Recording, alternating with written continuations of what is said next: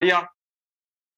ഇപ്പോൾ തന്നെ കൂട്ടത്തിലുള്ള ആളുകൾ എന്ത് കരുതും, അല്ലെങ്കിൽ അവരുടെ പ്രതികരണം ഏത് രീതിയിൽ ആയിരിക്കുമെന്ന് ഭയന്ന് പെഹൽഗാമിൽ നടന്ന ആ നിരപരാധികളുടെ കൂട്ടക്കൊലയെ പോലും പരസ്യമായിട്ട് തള്ളിപ്പറയാൻ, അതിനെ അപലപിക്കാൻ കമ്മ്യൂണിസ്റ്റുകാരായാലും കോൺഗ്രസ്സുകാരായാലും കേരള കോൺഗ്രസ്സുകാരായാലും ഭയപ്പെടുകയാണ്.